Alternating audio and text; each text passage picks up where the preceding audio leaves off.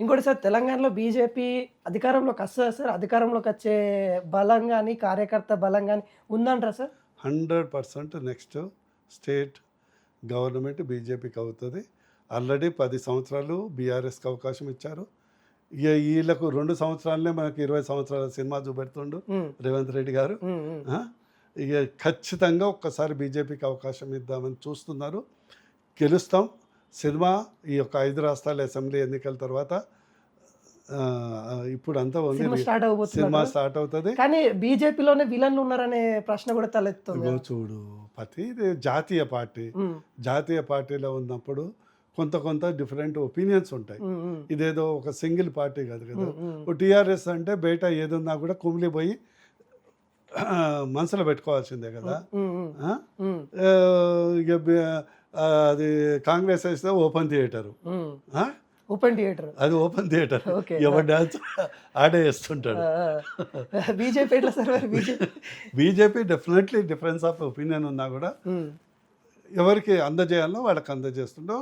అప్పుడప్పుడు ఒకళ్ళిద్దరు కొద్దిగా దారి తప్పుతుంటారు, వాళ్ళని కేంద్రం సరి చేస్తుంటారు. అంటే ఇక్కడ వాదన ఏంటంటే ఇప్పుడు ఎవరైతే కేంద్ర మంత్రులుగా ఉన్న వాళ్ళు ఎవరైతే ఉన్నారో, లేకుంటే ఎంపీగా ఎవరైతే ఉన్నారో వాళ్ళు తెలంగాణ రాష్ట్రంలో మాకు అధికారం అత్తేంది రాకపోతే ఏంది అనే ఆలోచనతో ఉన్నారు అనేది కూడా కొంత వినిపిస్తూ ఉంది. ఆలోచనతో ఉన్నారంటారు సార్? అట్లా ఏముండదు, ఎవ్వరు అందరూ కావాలనే ఉంటుంది. అయితే ఒక్కటి ఏంటంటే నేను ఎంపీగా ఉన్నప్పుడు టీఆర్ఎస్లో ఉంటాయి.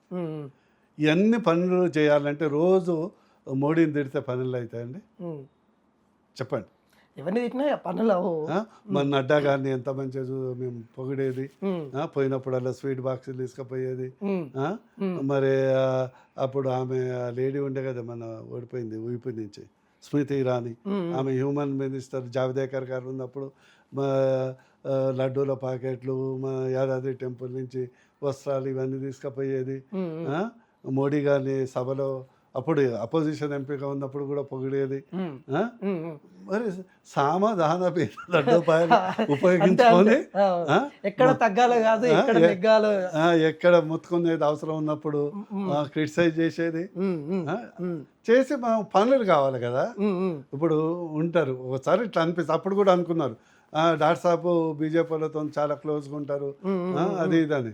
అరే పనులు కావాలి కదరా పై రోజు అందరం క్లోజ్గా, కవిత కూడా క్లోజ్ ఉండేది, నేను క్లోజ్గా ఉండేది, అందరం క్లోజ్గానే ఉండేది. తిట్టేటప్పుడు విమర్శించేటప్పుడు విమర్శించేది అంతే. అట్లనే ఇక్కడ కూడా ఏంటంటే స్టేట్ గవర్నమెంట్ కాంగ్రెస్ ఉంది, నియోజకవర్గ పన్ను ఉండాలి, రోడ్డు కావాలి, నల్లా కావాలి, ఓ భవన్ కావాలి. ఇక రోజు రేవంత్ రెడ్డి తిడితే కావు కదా.